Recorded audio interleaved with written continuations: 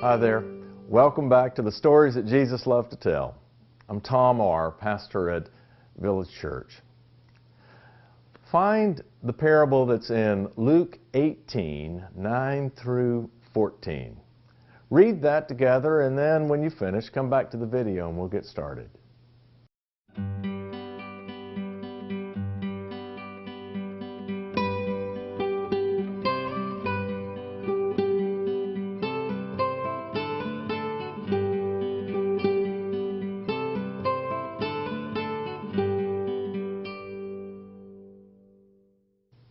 Well, in this parable, there are two men at prayer.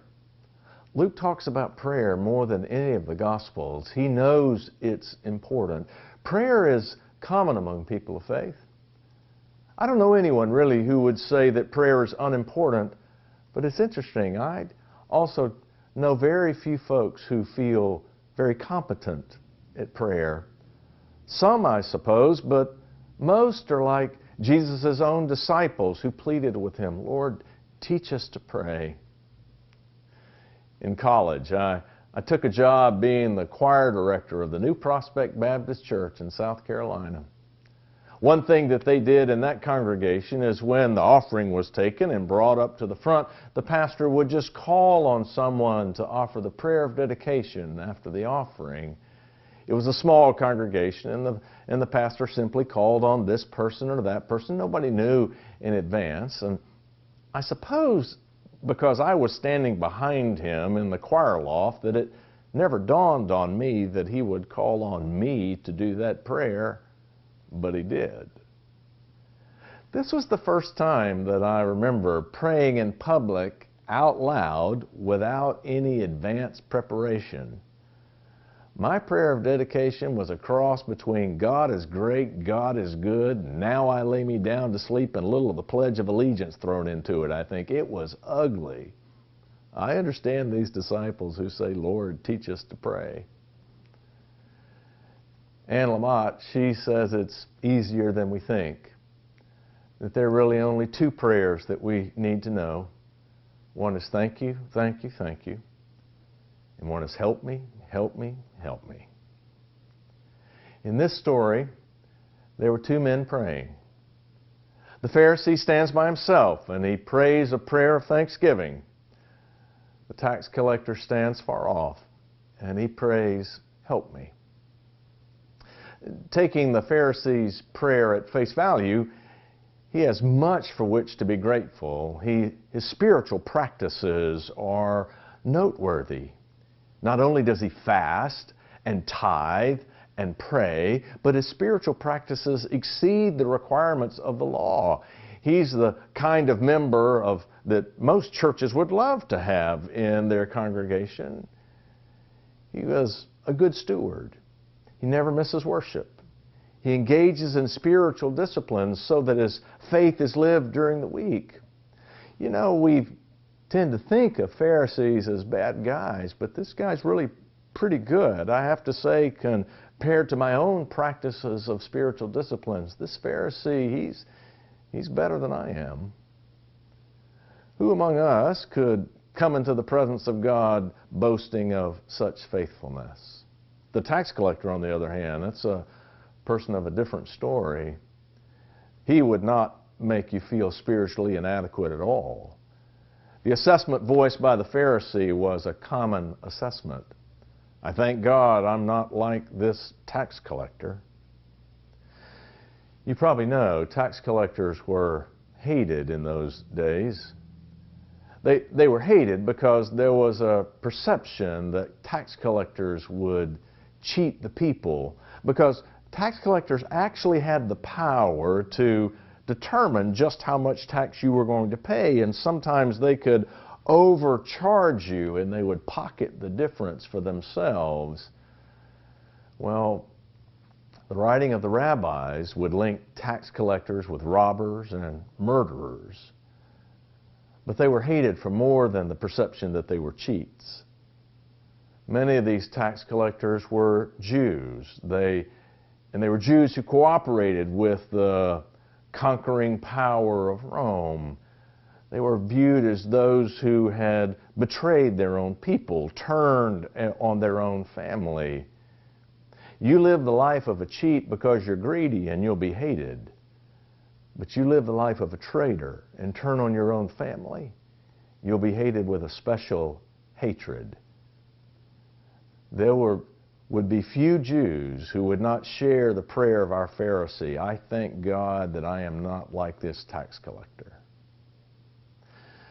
Now, we've learned by now that when Jesus is telling a story, you better have your seatbelt on because it's not going to go the way you expect. And that's true with this story. So what is it about these prayers that not only divides these men, but causes Jesus to say that it's not the righteous Pharisee, but it is the unrighteous tax collector who is deemed righteous in the sight of God? I've taught you before that reading the Scripture, you have to pay attention to the details. You don't read everything literally, but you read everything carefully. And because this is how I understand it, I'm intrigued by the details in this story, particularly the fact that it tells us how the men stood.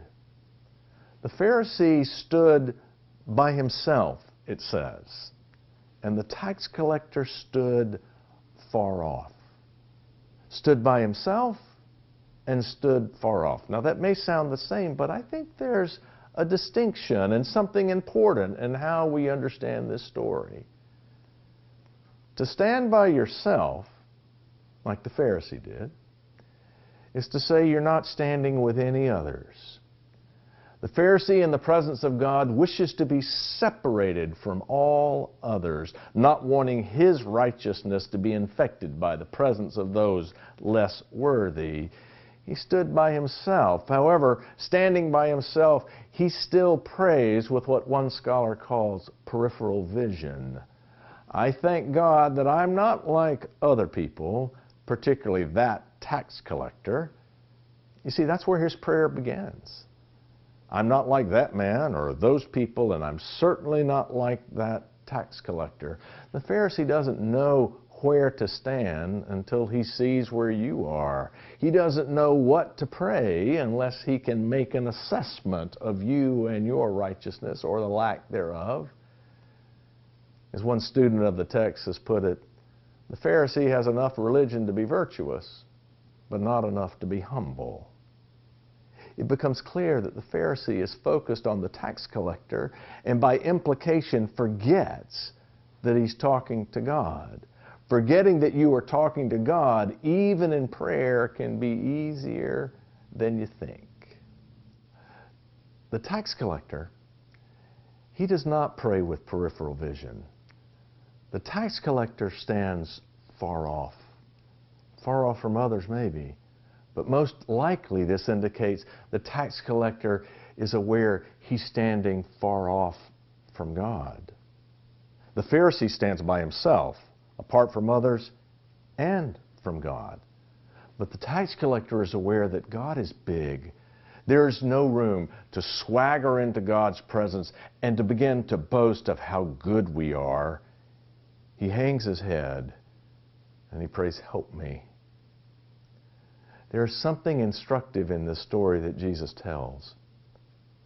Real prayer doesn't swagger into the presence of God and begin, "Look how good I am." If we are praying like that, we're standing by ourselves.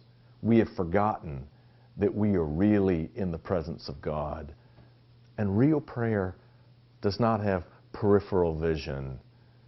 You see, there's something more important than that.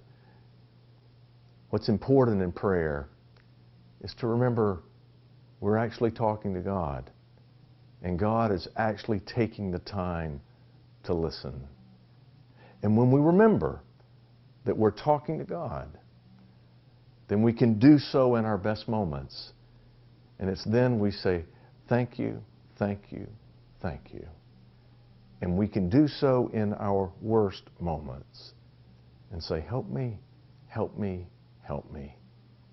You know, really when it comes to prayer, that's enough. It really is enough.